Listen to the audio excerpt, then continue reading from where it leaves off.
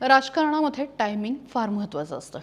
बघा ना, राहुरीची पोटनिवडणूक लागली आणि दुसरीकडे माजी आमदार असलेल्या प्राजक्त तनपुरेंनी माघार घेतली आणि तिसरीकडे आज याच तनपुरेंवरचा ईडीचा फास मोकळा झालाय. खरं तर हा सगळा योगायोग आहे का हा प्रश्न पडतो. नेमकं हे सगळं प्रकरण काय आहे आणि तनपुरेंना कुठल्या गोष्टीतून दिलासा मिळालाय सगळं सांगते, व्हिडिओ शेवटपर्यंत बघा. राहुरी विधानसभेच्या पोटनिवडणुकीच्या मतदानाच्या अगदी एक दिवस अगोदर ईडीची पीडा जी तनपुरेंच्या मागे लागली होती ती आता संपली आहे. साखर कारखाना खरेदी करत असताना ईडीकडून चौकशी सुरू होती.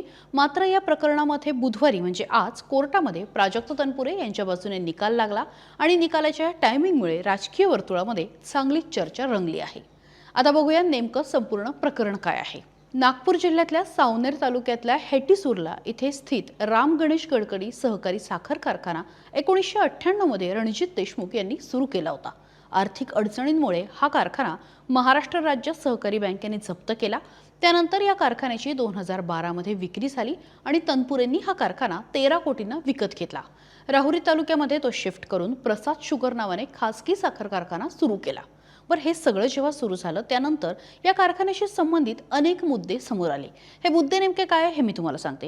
या कारखान्याची स्थापना 1998 मध्ये झाली. कारखाना कालांतराने कर्जामुळे बंद झाला.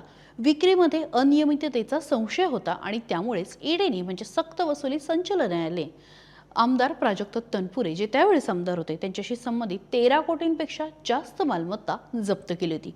बघा, 13 कोटी हा काही लहान आकडा नाही. आता जेव्हा हा कारखाना विकत घेण्यात आला तेव्हा पहिल्यापासूनच तनपुरेंवरती संशय व्यक्त करण्यात आला आणि तो संशय असा होता की कारखान्याची किंमत जवळपास 26 कोटी होती. मग 26 कोटींचा कारखाना हा तनपुरेंनी अवघ्या 50% म्हणजे 13 कोटींना विकत कसा काय घेतला असा संशय ईडीला होता. आणि आता ईडीच्या विरोधामध्ये प्राजक्त तनपुरे यांनी थेट कोर्टामध्ये धाव घेतली होती.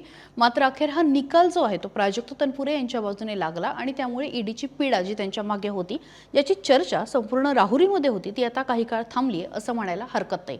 आता अर्थात याच्या मागे कारण काय, याचा काही परिणाम पुढच्या राजकारणावरती होणार आहे का, सगळ्या प्रश्नांची उत्तरं मिळतील. पण तुर्तास या व्हिडिओमध्ये इथेच थांबूया. इंटरेस्टिंग माहिती आणि व्हिडिओ बघण्यासाठी सकाळला फॉलो करायला विसरू नका. महाराष्ट्रातील सर्व बातम्यांचे विश्वासार्ह व्यासपीठ, सकाळच्या सर्व सोशल मीडिया प्लॅटफॉर्मला लाईक, फॉलो आणि सबस्क्राईब करा. तसंच सर्व नोटिफिकेशनसाठी बेल आयकॉन प्रेस करायला विसरू नका.